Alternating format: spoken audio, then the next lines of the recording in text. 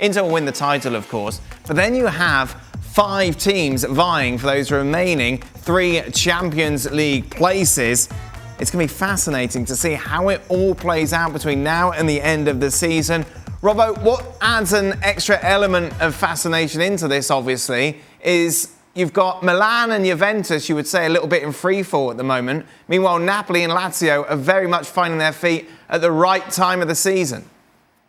Well, I think it might be a little bit too late for Lazio, but Atalanta are playing really well at the moment. And when I look at the fixtures they've got to come, they've got Milan on the last day of the season, and they've got Sassuolo quite early on. And I just can't see them dropping too many points. So I think Atalanta will get into the top 4. Then Napoli, and you just mentioned it, Napoli have got the easiest of the run-ins. I think it's quite a good run-in. They're playing very well at the moment, so they're going to be in the top 4. Then it comes down for me, Juventus or AC Milan. Juventus got 2 big games against Milan, and they've got a game against Inter as well. If they can get maximum points from those games, I think they'll be the other team. Milan, they're on freefall. I can't see them winning too many of those games from now to the end of the season. It's a great shame because Pioli's done a really good job, and I just think it's too late for Lazio to make that run. They'll drop points before the end of the season, and they won't quite get in there either. What's happened to Milan, Robbo? Have they just kind of regressed their mean?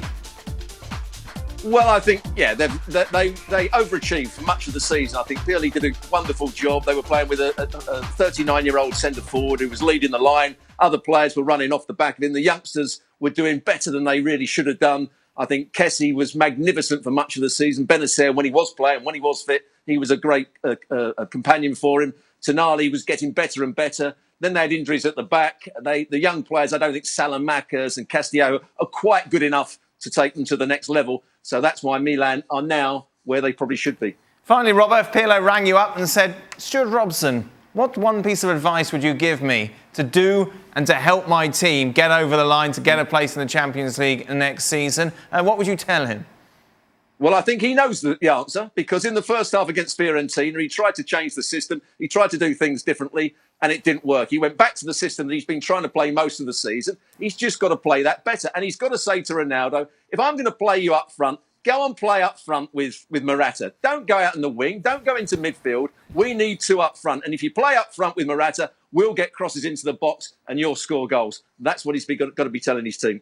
So a full programme of matches coming up this weekend. All winnable matches you would suggest for those vying for a place in the Champions League. On Saturday, Inter away against Crotone. Meanwhile, Milan against Benevento. Sunday kicks off with Lazio against Genoa and Napoli against Cagliari. Udinese against Juventus. Monday is Torino against Parma. All those games live on ESPN+.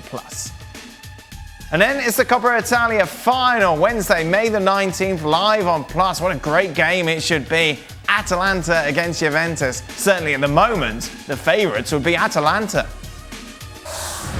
Well, thank you very much for watching ESPN on YouTube. For more sports highlights and analysis, be sure to download the ESPN app. And for live streaming, premium content, and let's not forget as well, ESPN FC 7 days a week. Subscribe to ESPN+.